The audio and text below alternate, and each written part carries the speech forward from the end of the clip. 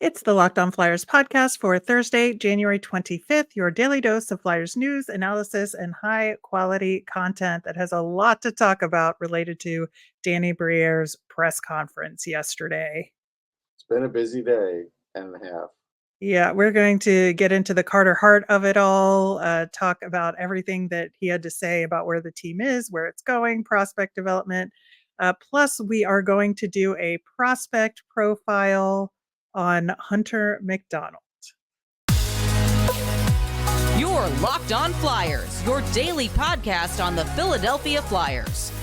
Part of the Locked On Podcast Network, your team every day.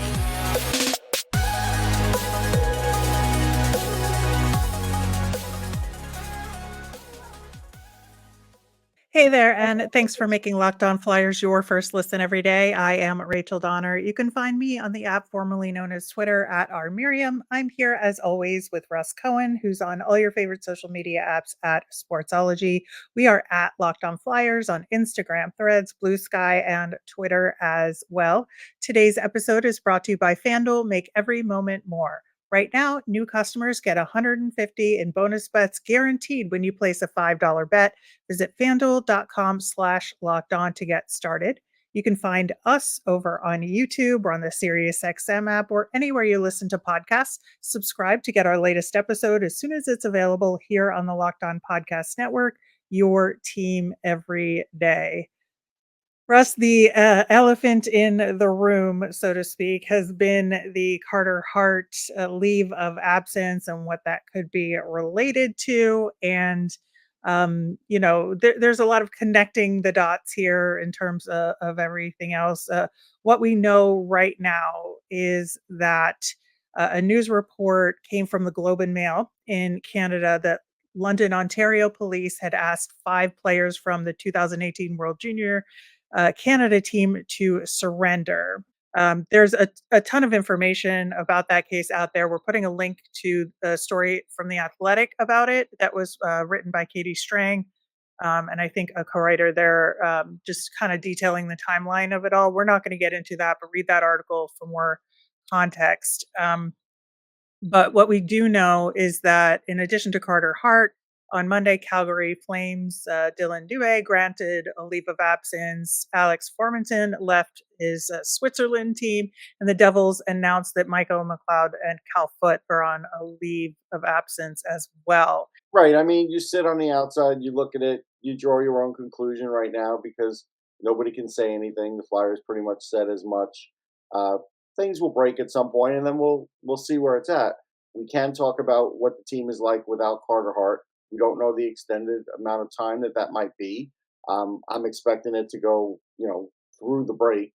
Obviously, he's not going to be back in 3 games, and he's probably not going to be back right after the break either. That's just a guess, and that's my speculation.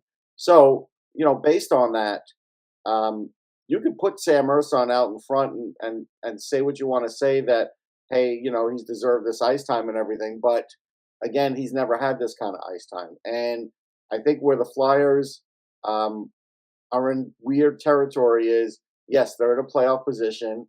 Now they don't have Carter Hart. So, like, Hart was in there and he wasn't having the greatest game. You could put Ersson in, and the difference of styles, could help you in a game or so. They couldn't do that in their last game. They're certainly not going to bring in Cal Peterson to do that because he hasn't proven he could do that. So they are severely weakened in net. And then that leaves you to wonder. And there was no glowing report of Cal Peterson from Danny Briere. He just mentioned that he's the other goalie. And this is where I think the failing of having Felix Sandstrom playing regularly early in the year and him really not being what he could be this year kind of hurts him, because in the end, you shouldn't have ever counted on Cal Peterson for anything. Sandstrom should have always been your guy, hoping that maybe, he'd be an extension and part of the future where there are other young goalies, but there's time in between. Now it's kind of like you're using a guy that's not having a good season. He's ranked 30 something in the he's 28th in the AHL. So it's like, that's not great. And yeah, Sandstrom right now isn't doing well. But had he had a full season of playing, I think it might be a different story. But we'll never know. Yeah, I think it is a difficult question in terms of, is Cal Peterson the right guy to be the backup right now, or Felix Sandstrom? I think that, as we've talked about with our Phantoms reports, that neither goaltender has really stood out this season with the Phantoms in a purely positive way. I don't think they've been horrible, but they haven't been, saving games either. Right. And I think that that's part of the issue here, and that Cal Peterson has the longer history of NHL level success, and maybe that's what tips the scales. Yeah, but it's been years since success. The problem with like I saying, know that. It's yeah, just like it was there at a time. right, yes. The problem with Sandstrom is he's only played in 14 games, right? And so, he's just not caught on this season. Peterson's only played in 15 himself, um, which is surprising. I thought he played in more. So neither has really caught on. But I felt like the time Sandstrom spent doing nothing hurt him this year, and that's where I was getting at. So either way, now they don't have a great goalie, backup goalie option. So expect Ersson to play a lot of games. That's what they don't want to tell you. Ersson's going to play a lot of games. John Tortorella is going to push him to some degree because he's going to try and stay in the race. Yeah, I mean, I worry about that just because Urson is really good when he plays regularly, Right. but we have seen him pushed over the edge playing too much. Like, we have seen that with Lehigh Valley. Last year, we saw that a little bit last year with the Flyers as well. That there is a limit to how many games in a row that Sam Ersson can play. And he is definitely a guy that works well in a tandem situation the Mhm. way that it had been going with Carter Hart. Yeah, it's one of those things where, for the 2 games that Peterson's been up with the Flyers, he's the same goalie when he's in the minors, just below average. So they probably should play him once every 4 games because Erson's still a young developing goalie. But as we know, temptation will probably step in here, and things may change on a moment's notice for certain games. So that's something. And then also just the fact that Carter Hart is not there on the team. I think we saw a little bit of a hangover to start the game uh, the other day. And I think now that's still going to take a little while for the players to, get over missing their number one goalie because people could write and parse words and say, well, Sam Ersson is the number one goalie. Yeah, only because there's nobody else there currently, but he's not the number one goalie.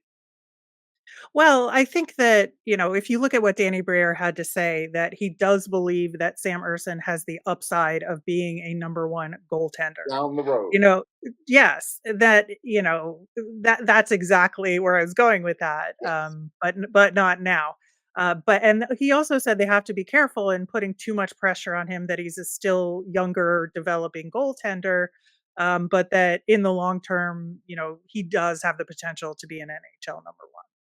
Okay. That's fine. But right this moment, he's not. And he's not the One of Flyers number one technically because he didn't win the Correct. job. Correct. And the other thing that I thought was important that Danny Briere said, because he was asked specifically if the and remember, this situation has been going on in the background for well over a year. It's Right. something we've been talking about in consideration of potential contract extension for Carter Hart, Right. all of that. So Danny Briere was asked specifically if the organization had a plan in place if Carter Hart is part of this investigation and, will be gone for an extended period of time.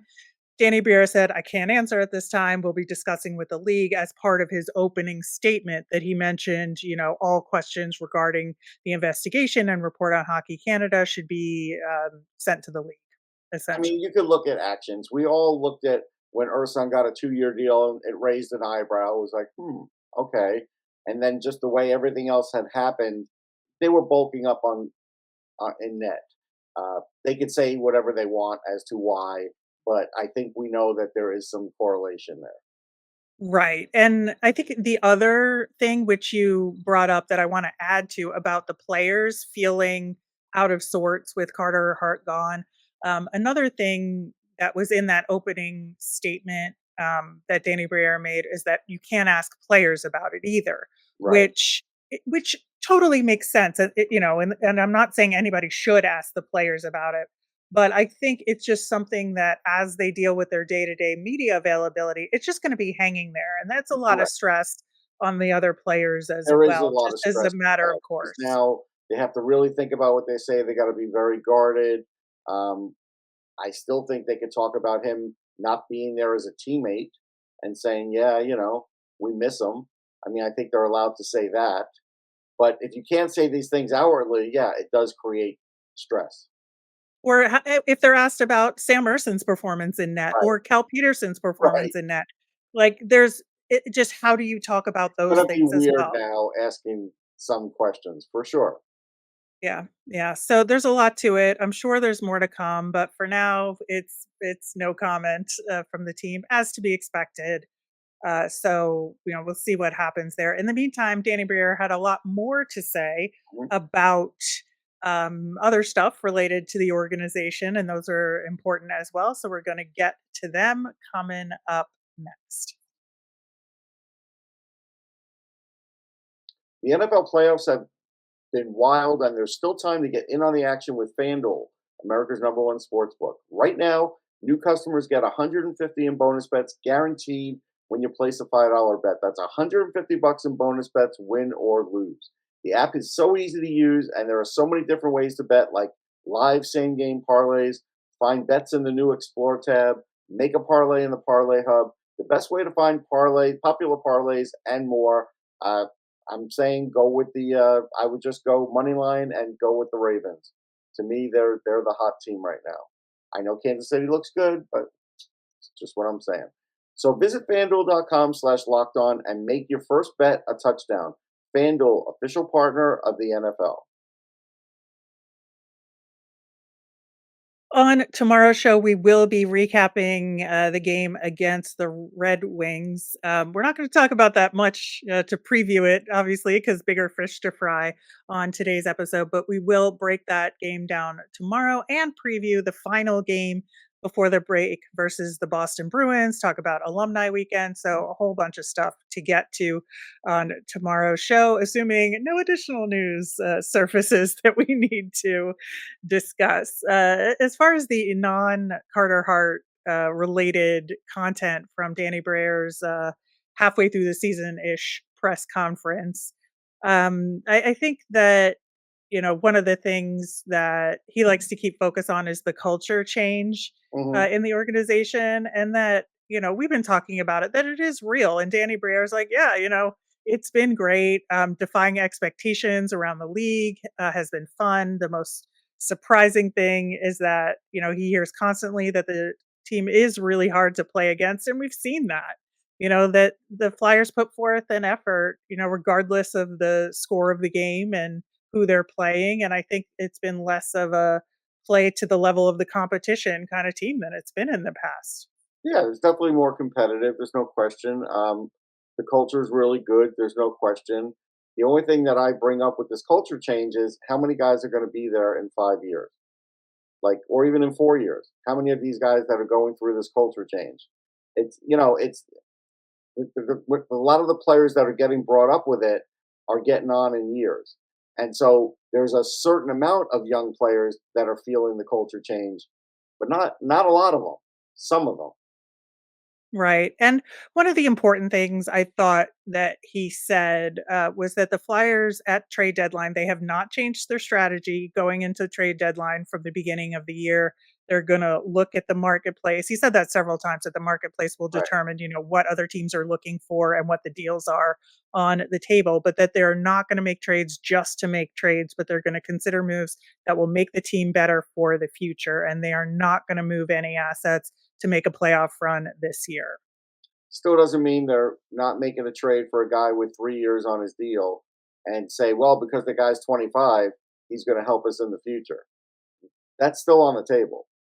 And it just won't involve a first or a second round pick. Might involve a third round pick.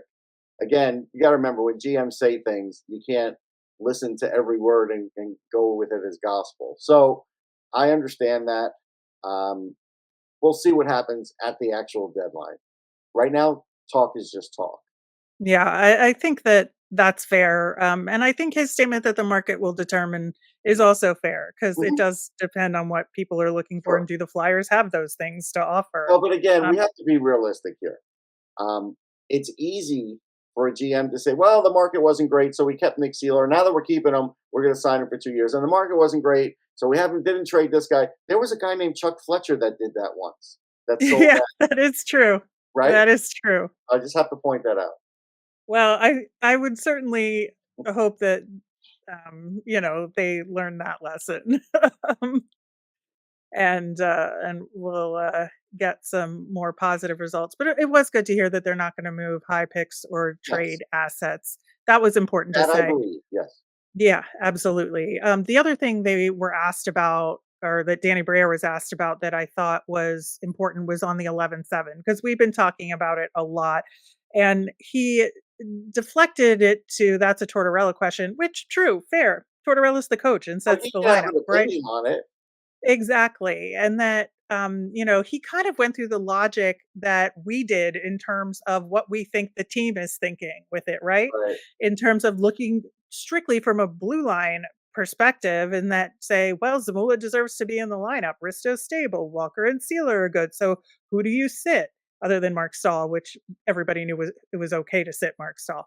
But it's then the follow up was asked, well, what about the forwards? Is there a concern there? And he's like, I don't know, it's torts, But of course like he knows because he was an ex-player. He knows. right, right, Like we know he knows. And as far as the other thing goes, look, if the Flyers sat Risto, are they really going to be that much worse? No. If they broke up Sealer and Walker, are they going to be that much worse? No. They have other options that they can explore. They choose not to explore them. right, and that's where I think there's a little disconnect there, that it absolutely is gonna be affecting the forwards, Yes. and as we have said, 11-7 can be useful and can be Yeah, successful when when you you use it when you have to, you don't have a yeah. choice.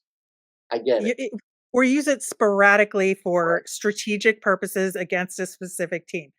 Using it consistently against every team without a strategy behind it for the specific opponent does not make sense, and that just parsing what we mean when we Yes. talk about the 11-7 here, it bears repeating.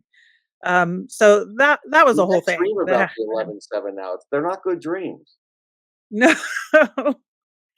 The other topic that we have been discussing at length, and especially this week, we had sort of okay, like, is it a come to Jesus time for the Lehigh Valley Phantoms? And you asked about it in the presser. So, what did Briere? What was his response to you, and what do you think is Hi going on? His response to me was, "Yeah, things are going good." Um, he sent Cam York down last year, developed him. Now he's playing this year. We brought up Zamula. Yeah, he's been up all year. You haven't been able to send him down because you're afraid he got claimed. So he hasn't really been in Lehigh this year. He talked about a lot of guys that haven't been in Lehigh this year. And then he talked about the first part is he talked about a lot of guys that haven't been in Lehigh. Okay. Then when he talked about some Lehigh guys, he said some guys that were having good seasons that are not having good seasons. And so that made me think, okay, there's an issue here. And there is. The Phantoms aren't good. They're in seventh place still, right? They're not Yeah, looking good. I've spoke to another reporter who's, a beat reporter who doesn't think they're going to make the playoffs. There's a good chance they're not going to make the playoffs. They could still rally, but they may not, right? So there's the thing with player development.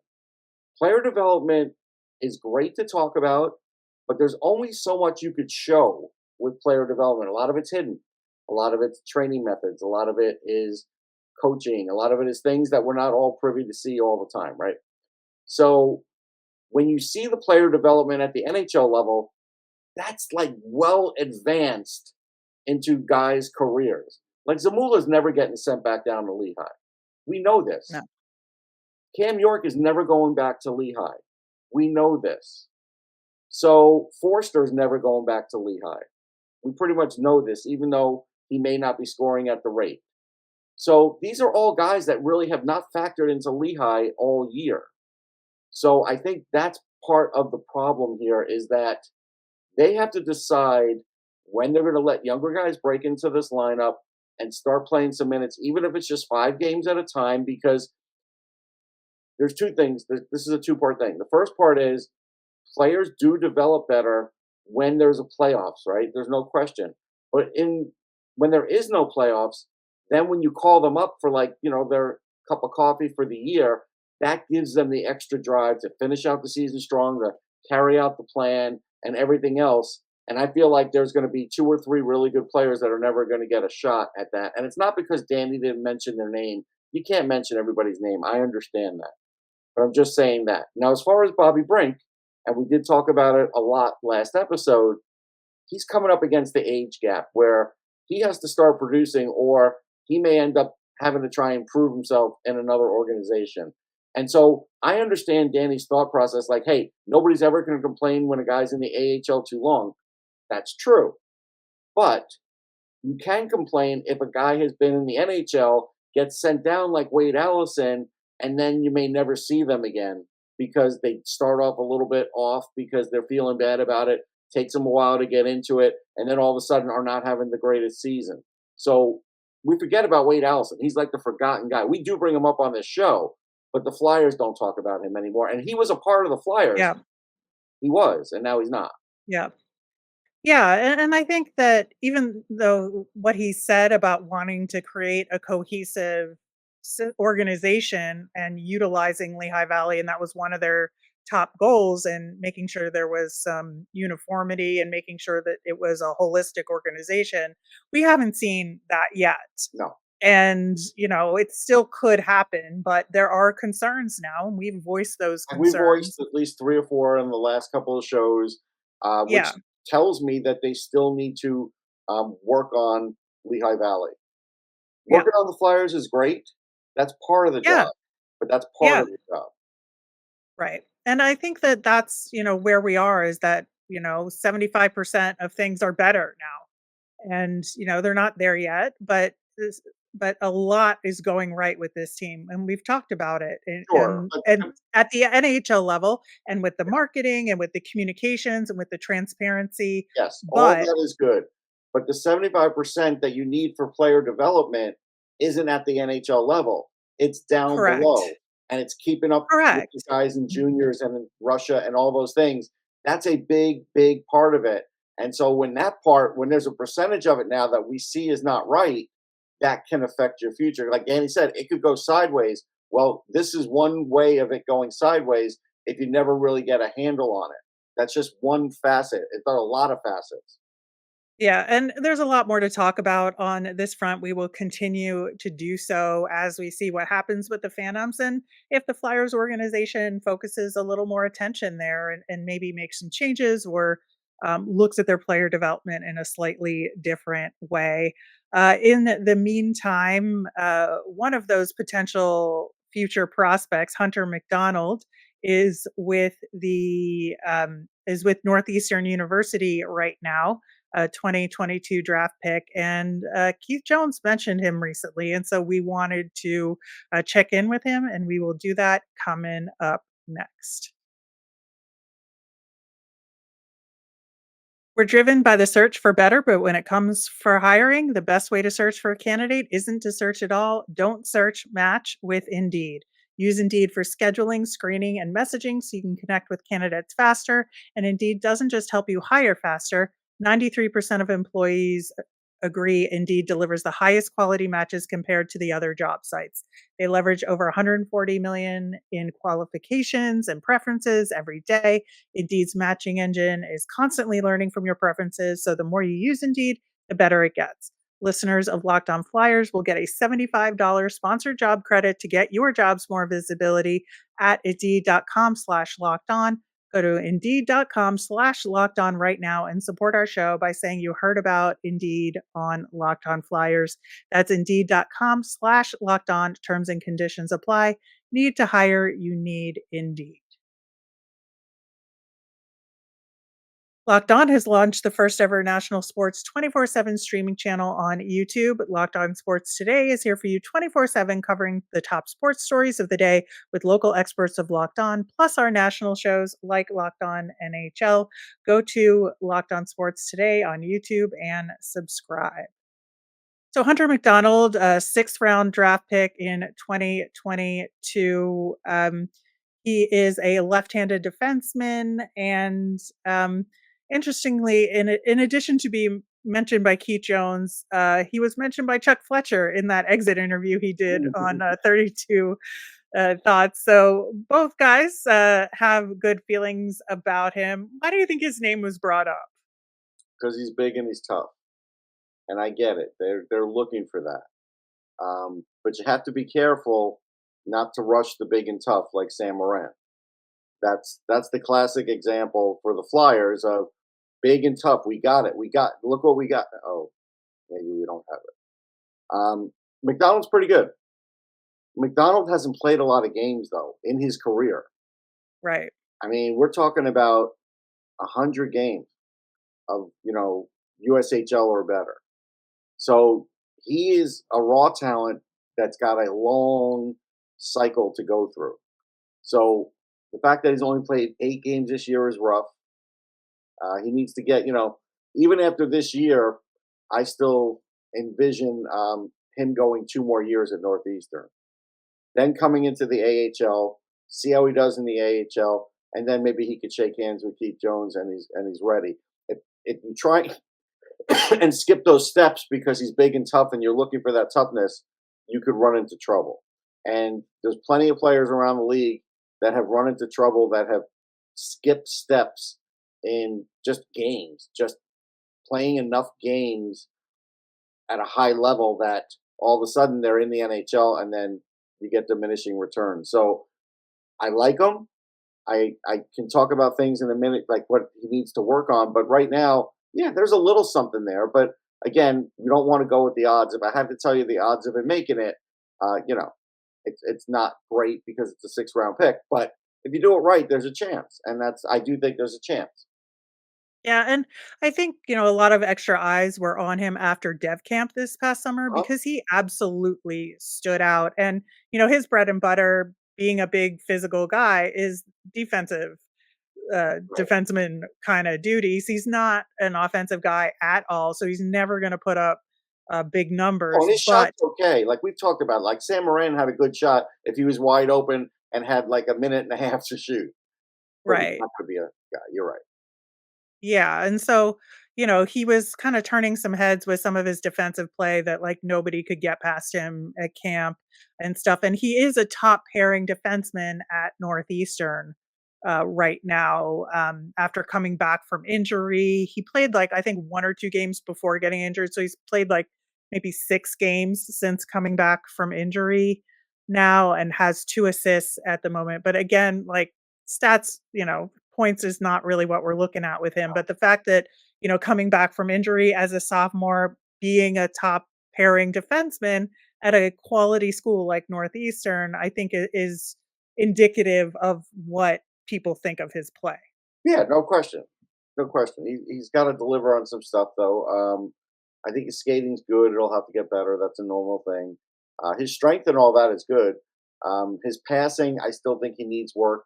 I noticed that it wasn't as fluid. Like if he's getting a pass and he makes the next pass, there's a little hesitation there that I think he needs to work on because you just don't have that kind of time at the NHL level. So there's those things he needs to work on. He does have a good shot, but I don't think it's going to matter too much. He might get a goal here, a goal there, and that's fine. Um, but yeah, I think to get him to the Flyers, you're still talking 3 or 4 years. And I think Yeah. you have to look at it that way. If you look at it any other way, then you're probably rushing him. And so, it's okay for, Keith Jones to mention him that he likes him and you give him a pat on the back. But there's a lot of work here to be done. Yeah, there absolutely is. And, I think that when you look at guys that are this far off, like bringing their names up now can be a little premature just because of how far into the future. I mean, you They want to may talk about envision the something else. depth. I'm sure they do. They probably don't think the same way I do, Rachel. So they probably are envisioning something else or hoping, Yeah. again, hoping for something else. And that's fine. That's their prerogative. Yeah, and I would say, if you look at the unsigned defenseman currently in the Flyers depth, he's probably the next one to get a contract or be offered a contract. Maybe Ty Murchison. Well, I don't even think so. Like Hunter McDonald, I think stands out as maybe the next one of the current He prospects. does, but I We're just gonna, implore them, give him 3 years yeah, at school. Don't pull him early. yeah, yeah. It's just that there isn't like a strong defenseman there that doesn't have a contract that should have one right. Right. That's fair. So I would say at least that. That's accurate. Yeah. So a lot to look forward to, but this is a slow and steady case. It is. Slow and steady wins the race for these kinds of prospects. Yeah, absolutely. All right. Well, that will do it for today's show. We will be back tomorrow, of course. We are going to recap the game against the Detroit Red Wings.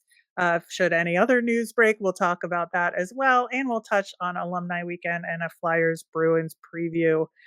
As a reminder, we always want to hear from you. If you've got mailbox questions, send them in via Twitter at Locked On Flyers. You can email us at lockedonflyers@gmail.com or comment over on YouTube. I'm Rachel. I'm on Twitter at rmiriam. That's RMIRIAM. I'm Russ. I'm at Sportsology, SPORTSOLOGY. Have a great day, everyone.